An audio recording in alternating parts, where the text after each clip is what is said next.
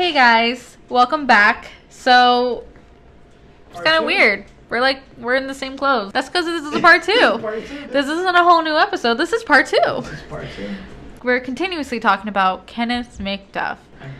So far, what do you think? Part one, crazy, interesting, not what you expected at all? No, definitely not. But yeah, dude, I don't know. Like, speechless. I'm just speechless because like they let him out. Like, I'm still with that. Yeah. Like, why would you let him out? You know what I mean? It's just like, it's insane because this is a man who was let out twice now from prison when he should not have been, and he did not get better each time. He was still worse. So I guess we'll just dive right into it. Again, links all down below for what you need, merch, Instagrams, and all that fun stuff. Anyway, won't keep this too long since there's a lot. There is still a lot. It does not get any better from here. She has 13 pages, dude, of notes. We're on page 8. To kind of put it in perspective here. You're very smart. Thank you. I try. And organized. Oh, that is a Virgo in me. So all Virgo. Okay. That's it.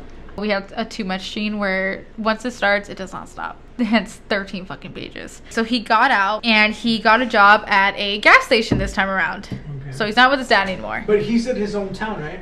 Yeah. Right now? They weren't super clear about that, but I think so. Okay. He also enrolled at the TSTC in Waco, so going to school. He's trying to better up his life, peeps, okay? He's trying to make it look like he did.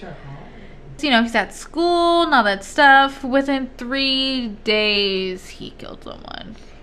No shit. Yes. So within 3 days of being let out, he already committed his first murder. And the sheriffs were talking about 2 days, right? They said 2 days. He did it in 3. So he was like, haha, fuck you guys. I'm gonna wait an extra day. I had a rest. Just to prove him wrong. It was in 1989. She was a 31-year-old Serafina Parker, and she was found in Temple, Texas. He was never formally charged, but they like kind of knew it was him. They just didn't have any evidence that it was him.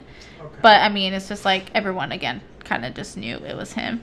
There is no information about like who she was or what happened. Just basically, you know, like in 3 days, all of a sudden his body's found and he's connected to it. So he did not try to change at all. He continued his ways, picking fights, threatening people. He actually was supposed to go back to jail because he violated his parole. So there is this group of black teenagers, you know, minding their own business, hanging out, having fun. They're not doing no tripping. They're not doing anything. They're not literally doing nothing wrong. This was in 1990 now. So it is in his hometown. 1990. 1990. That's when I was born. Do you know what also happened in the 90s? Oh. Yogurt shop murders. Oh, that's right. Of course. So in 1990, like I said, that group of teenagers just hanging out, he starts... Oh, that's right, because he was his son. Dude, I totally fucking spaced out. I was like, why is she talking about he was his son? Yes, now we're getting to that timeline. We're getting back to that timeline. I'm fucking flabbergasted right now, dude. He starts yelling at these kids. He starts, like, you know, saying racial slurs to them. He eventually chases one of the teenagers down an alley with the knife, saying, like, I'm gonna fucking kill you, you're blah, blah, blah, blah, blah. Like, he was going at it. So he obviously violated parole because he was technically threatening terrorism, which is a federal offense. Oh no, is it a federal offense? I don't know, but he violated parole. In the parole hearing, he was such a fucking asshole the entire time. He started saying how much he hated the blacks. And he started saying even more slurs. Enough to the point where his lawyer was like, dude, you need to shut the fuck up or I can't represent you. I can't make you look good if you keep doing this shit. He was in jail, like awaiting trial and all that stuff. His case was thrown out. What? Because the kids were way too scared to testify against him. That the case was thrown out. So he avoided jail time again. No shit. Mm-hmm. And this is in the 90s. This was 1990. He got out December 6th because the kids, I mean, I don't blame the kids, you know, but they were too scared to testify against him. So the court was just like, all right, case is thrown out. Wow, this guy must had fucking Satan on his side or something, dude. Mm-hmm. Because throughout his whole life, he's just been getting lucky with murder, with raping of a 16-year-old. Yeah. You know what I'm saying? Like, you had to have something behind you, dude. You had to. Yeah. I fucking stole sold Pokemon cards. And when I was little and I got caught for that shit, look at this motherfucker getting away with murdering a 16-year-old. And this alone, he was just like threatening kids again. Right. Like, this is a grown man and he's threatening teenagers and it gets let go. Yeah, so he was threatening teenagers and they were still just like, it's okay. Right. This is a grown man. Like, he was in jail for a long time. Right, yeah. And by this time, he's already what? In this... I want to say he's probably like in his 30s. They never, at this point, there's like no age for him. But obviously, like, if you just do math, you could probably figure it out. But I'm not going to do that because, like, fuck this guy. So obviously, once he's free, once again, he becomes an alcoholic. He's addicted to crack cocaine now. He also enrolled again into TSCC. What is that? TSCC is just a technical, like a community college. Okay. In Waco. He moved around a lot between his mom and his sisters around this time. Again, like, he kind of just stayed with them.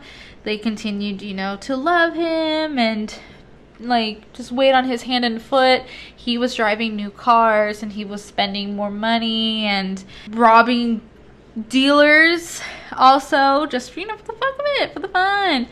And so during this time, because he was so freely, like, in between, like, you know, his moms and his sisters and all that, they couldn't connect him to any murders exactly. But, like, a lot of people think that he was most likely murdering during this time. It's just, he just wasn't caught, basically. But he was still acting like a complete fuckhead by robbing and just flaunting his wealth as if nothing happened. And his mom and his sisters are just letting it. So in 1991, he moved back to Waco and enrolled in the spring semester for college. And he also moved into the dorms. Oh, shit. Yes. So now we're going to start with, like, the murder spree, basically. Wait, so is the broomstick, like, is that going to come back again? No. But that was just that one time? That was just that one time. But, I mean, like, that was his name, though. Right. You know, like, for Richard Ramirez, he is the Night Stalker and stuff like that. Like, so he was, like, the broomstick murderer. Because it was just so bizarre. And that was, like, the one that, I don't want to say it made him famous, but, you know, bizarre. It was his most notable one. What do you mean, how bizarre? How bizarre? How bizarre? How bizarre what? Yeah, I'm just doing a thing with the song, you know. Oh, my God. How bizarre? How bizarre? No? No. You don't know that song? No! The How Bizarre song. Really? I'll send it to you. That's bizarre. She don't know how bizarre. He is bizarre. He's like fucking listens to that. No, I'm kidding. So now we're gonna go on to the dorms. The murders in general. So October 10th, 1991. Alejandro was 1 year old. I was 2. He was 2 years old. In 91? Yeah, well, I was born in January. Oh, okay. Yeah, so he was 2. About to be 2. He was about to be 2. He picked up a sex worker. Her name was... I did not do that. Her name I was 2 years old, dude. Oh my God. Her name was Brenda Thompson from Waco. Okay. You're a crazy 2-year-old, goddamn. Oh. So this is a sex worker or a prostitute? This is a sex worker. So it wasn't a prostitute. It's just a sex worker. Okay, she was a prostitute, but she was a sex worker. So this one is actually, like, low-key kind of sad. It's, like, short. I mean, it's, like, really short, but it's, like, fuck. So there was a police checkpoint. Not for him. It was just a checkpoint. And so he had this girl. Her name was Brenda. He had her hands tied behind her back. And they were about 50 feet away from this checkpoint, where she starts, like, you know, obviously she's freaking the fuck out. So she starts kicking at his windshield from the inside to escape. She actually does make cracks, but when she starts, like, breaking the windshield, he just speeds off. Past the cops. Past the cops. So the cops said, like, oh, we had to jump away for our lives. And so they ended up chasing him, and he got away with them by, like, turning off the lights and, like, driving, like, on the wrong side of the road and stuff like that. So he got away with this girl, like, right there. This guy had to be a fucking vampire. How can he see in the dark? Unless you're a fucking vampire. I mean, probably not seeing in the dark, but it's just like if you're like on a general road or something, or like you kind of know where you're at, you can just turn off the lights real quick. Vampire. So he took her to a wooded area and he tortured her to death, actually. Wow. And her body was not found until 1998 when he was arrested. She was one of the bodies. Yeah, she was one of the bodies that he led them to. And it's just like they were right there. Right, yeah. So October 15th, 1991. 5 days later. So this is the case that I briefly talked about in the yogurt shop murders. So this was a sex worker. Her name was Regina Deanne Moore. She was 17 years old. They were seen arguing in front of a motel, and I guess like she worked out of that motel, so he was probably like just picking her up. Then witnesses saw them go inside his car, like, you know, they just like drove off. And so he ended up bounding her and gagging her with her own stockings, and he killed her. She was missing for about 7 years or so, like that. Like, her family knew she was missing, but no one knew because she, you know, she lived a very transient lifestyle. You know, as a sex worker, like, you work out of a motel, you know, you don't have your roots down anywhere. So her family knew she was missing, but also at the same time, like, police are not going to pay attention, right? So her body also was not discovered until 98 as well. And so this is the case that really brought their attention to the yogurt shop murders because of the bounding and the gagging and all that stuff. But I will say, if you look at his other murders, I don't see the connection anymore to the yogurt shop ones. This one is kind of like a one-off to where he like used stockings and all this other stuff. He seems like he just like kills in the moment type thing. Which, I mean, granted, yeah, he could have done it, but there wasn't like a signature, if that makes sense. That's why, at least now, I'm a little iffy with it. I don't think that he actually did them at all, to be honest with you. Yeah, I don't think he did the yogurt shop. So then this is in December 1991, so just 2 months later. This is just sad, honestly. Again. So McDuff and one of his friends, his name was Alva Hank Wardley, they were driving around Austin, actually, looking for drugs. They started on 6th Street. They started on 6th Street and made their way just kind of like around. They went on Lamar, and like I know this because Worley later on, like around like the time that Kenneth was arrested, they interviewed him and like he kind of confessed to everything. So they were like making their way through downtown Austin, like, you know, they started off at 6th Street, the 7th, and all the other stuff. So they went to Lamar, and then that's when they saw like those car washing places where you wash your own car and stuff like that. They saw this girl washing her car. Her name was Colleen Reed. They parked. Kenneth got out, and then next thing you know, Hank saw Kenneth holding this girl by her neck and throwing her in the car. He kidnapped her in broad daylight. Dude, like, this guy just sees somebody, he wants her, and then takes her in broad daylight. Police were called. Witnesses saw this and called police, but they were too late. They were like long gone by this time. Dude, this guy's something else. Yeah, he just did not give a fuck. Right. He just did not care about people. He, like I said, they're gone. Police are like, what the fuck? You know, and also this is in Austin now. So it's not like, you know, he's well known in Austin. Right. He's well known back, like, you know, in like the Waco area, like his hometown, stuff like that, but not Austin. So Austin, you know, police are like, what the fuck happened? Like, we were just, like, y'all just called, and witnesses are like, this is what we saw, but like nothing really came out of it at the time. According to mainly both of them, but Worley, since he did that confession, they picked her up, they forced her in the car and all this stuff. Both men raped her. They took their time. They both enjoyed it. He was a piece of shit as well. He wasn't a serial killer, but he was a piece of shit. Yeah. So according to Hank, that they did sexually assault her, and he tortured her with cigarettes by like burning them like in her thighs, but he didn't kill her. That's what he said. And even in my notes, I'm like, sure, Jan. Apparently that McDuff had the body in the car. But I mean, cigarette burns don't really burn. I don't think that's really torture. Yeah, it is torture. No, I've done it just for fun. Well, I mean, I'm not saying I mean for fun, but I mean, with your coworkers, you're like, oh, let me see that cigarette, and like, you know, it doesn't really hurt. When I was younger, it doesn't hurt. At like a family party, like someone had a cigar and it burned my arm. Nah, and a cigar is different. That hurt. No, cigarettes.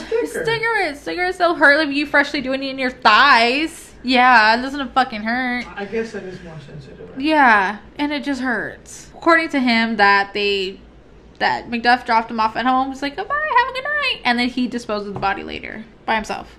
So they did kill her after that? Yeah, so she was killed, but like his friend was saying, oh no, I didn't kill her though. I did everything else but killed her. I mean, yeah, I don't know, man. I don't know. I mean, killing is whole different ballpark. I know it is, but it's just like, it seems like he did literally everything else but that. That's why. It's just like, okay. Basically dropped him off at home, didn't finish the job by himself. Like little, you know, Kenneth, like actually doing something for himself for once. Wow, amazing. And then February 24th. Sarcasm. 1992.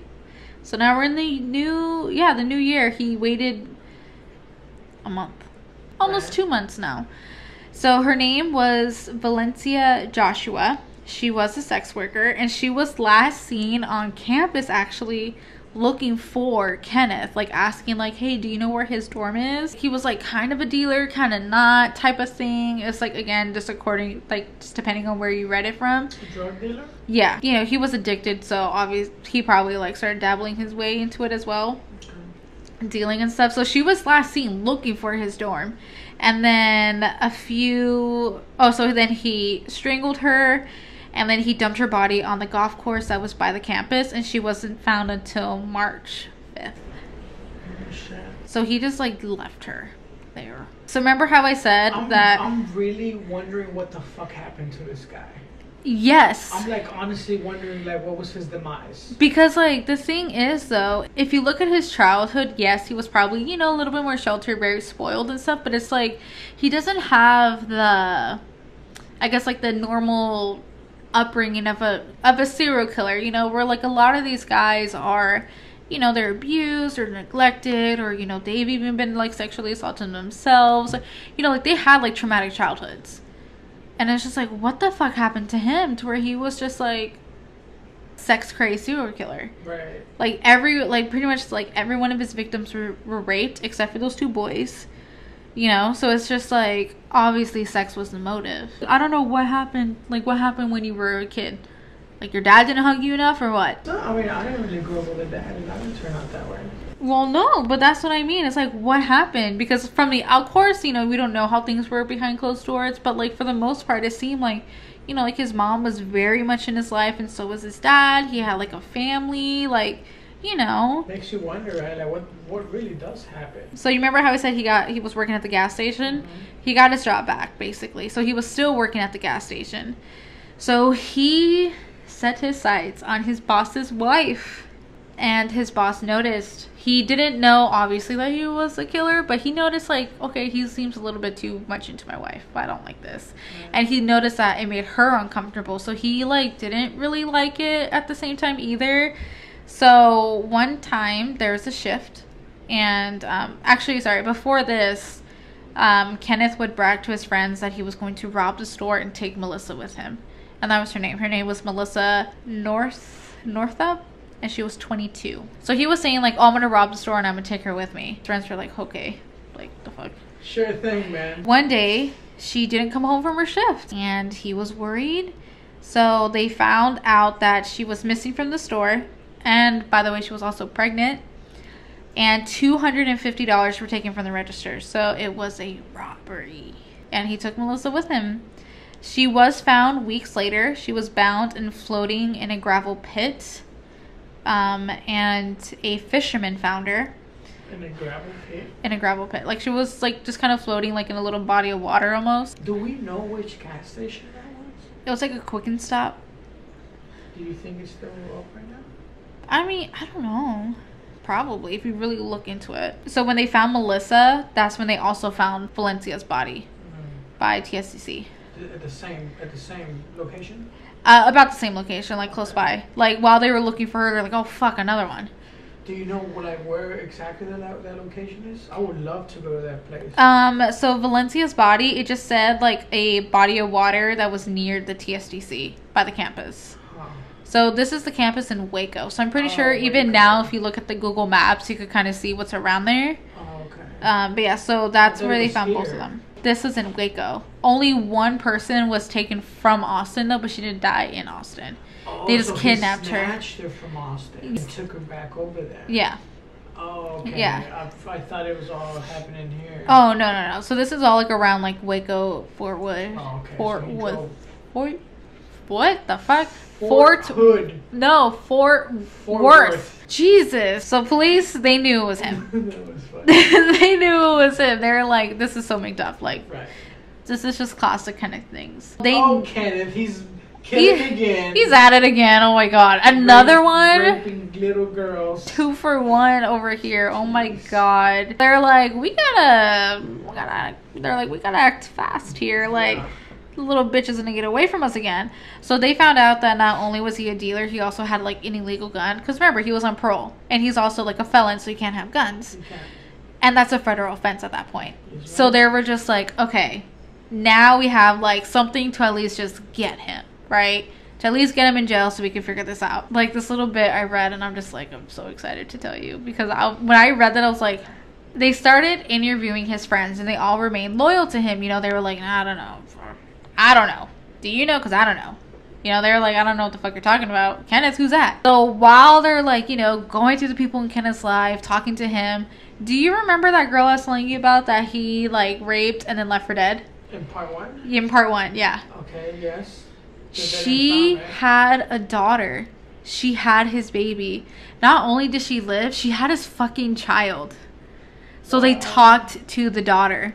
Which is his daughter. So the woman that he sliced her throat and left her in a ditch, that woman, she not only did she survive, she had his baby. No fucking way, dude. Yeah. Wow. Yeah. She survived. So her name was Teresa. And she was 21 at the time, actually. When she learned who her father was, not through the police, like she just knew who her dad was. So she was kind of not infatuated, like she just kind of wanted to know, like, well, okay, then like who is he? So she visited him in jail like at least one time, and he was trying to tell her like we can go to Vegas together, like we could get like you know like let's get the fuck out. He told her like we could go to Vegas and I could be your pimp, and she was like, no, I don't want to do that. To his daughter, who he's like meeting for the first time.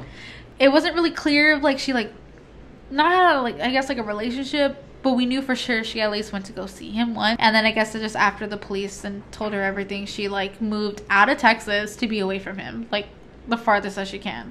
You can't run away from your problems if your problems are in here. To who? To her or him? To her. To anybody. It could help. Moving location. It could help because she probably felt like, okay, like, you know, he can never find me again or something. I just want to throw some fucking wisdom out there. But she did tell the marshals, though, that his family paid $25,000 to a formal member of the parole board to secure his release in '89. So that's why. He got $25,000. That's why he got out. Yep. The accusation led to an ongoing investigation and 7 parole board members. And that didn't really say if anything happened after that. But yeah, basically, like, they were bribed. They were bribed in the end of the day. Money talks, dude.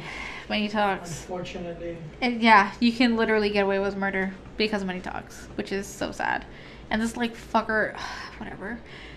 So police were kind of like, fuck, what do we do? Because all the bodies were in different like counties. So, you know, different counties, different jurisdiction, different counties, different police departments. Jurisdictions. Yes, thank you.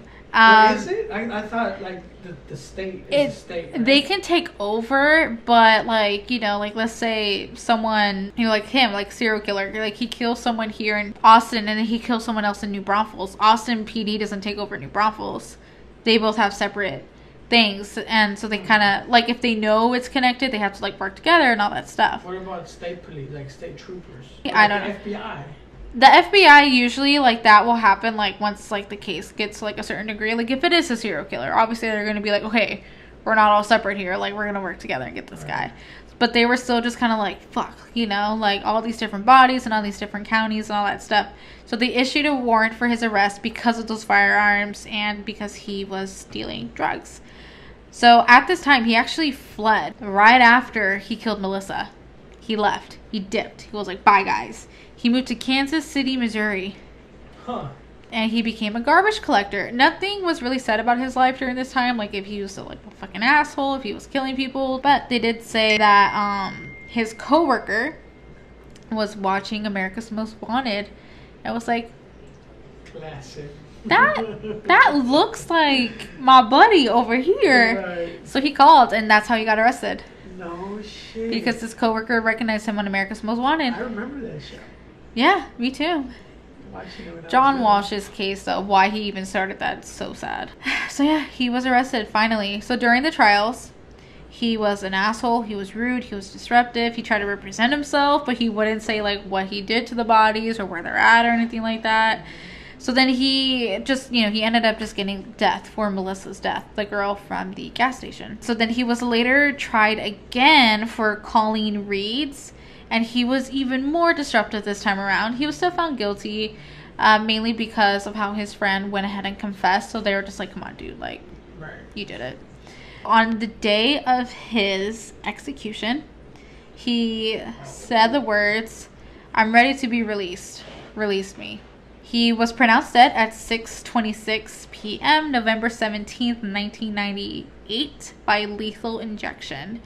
So Melissa's mom, she was there to witness it, and she did say, quote, "I want you all to know I'm very glad. He looked like the devil. He's going where he needs to go. I feel so happy. I feel wonderful." Pretty strong words, dude. So it is believed that there's about 15 plus victims that we just don't know about. But after his death, Texas wanted to make sure that there was not going to be another McDuff. So they enforced like stricter laws, on releasing prisoners and monitoring and all that stuff, which is now known as the McDuff law. Which is good.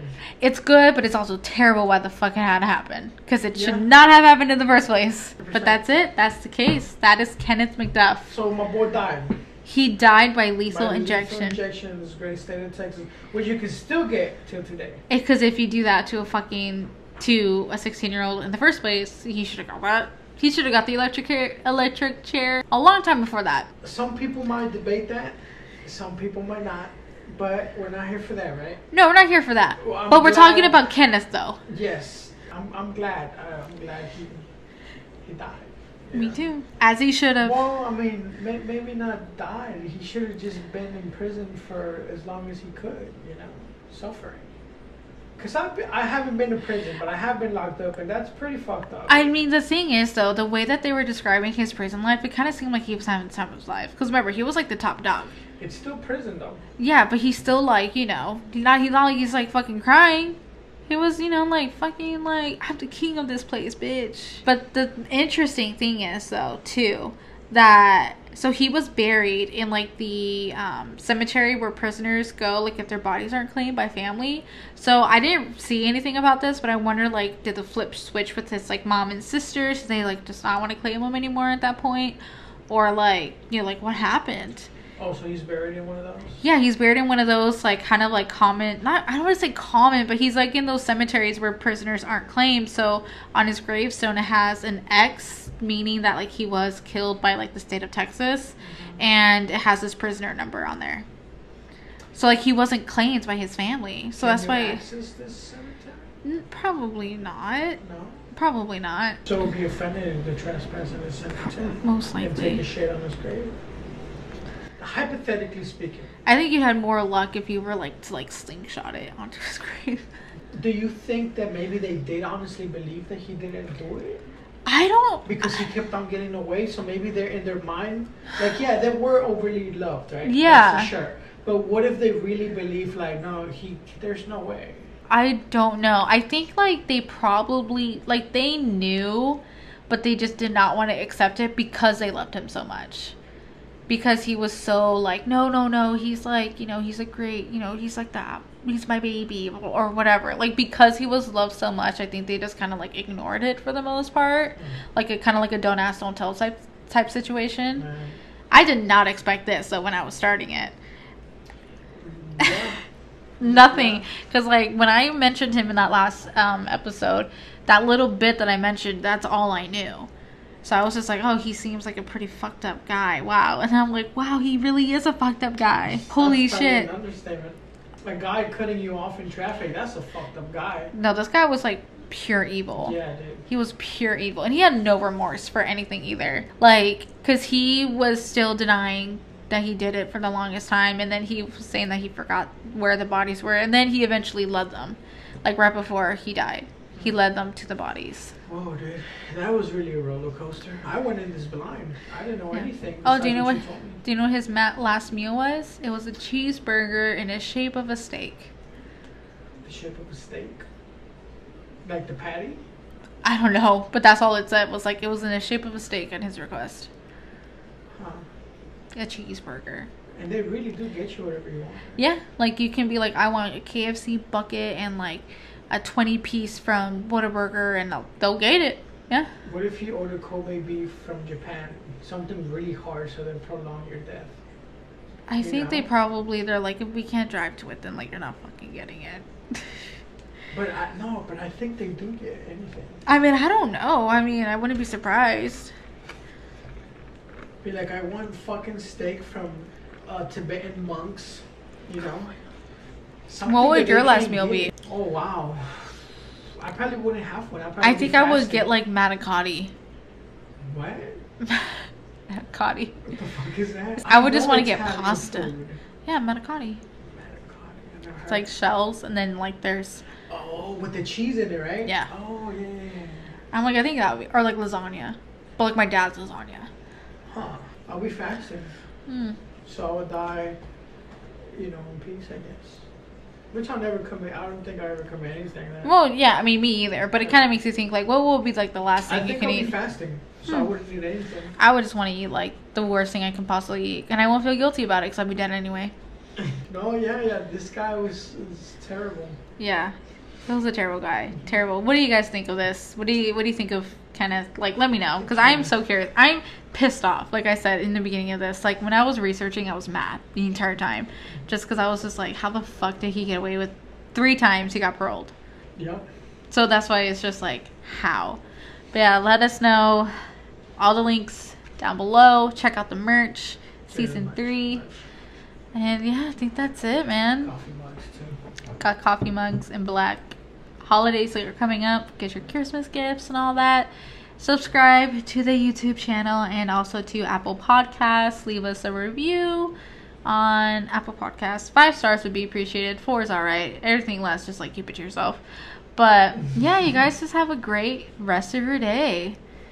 This was Scary Station. Bye.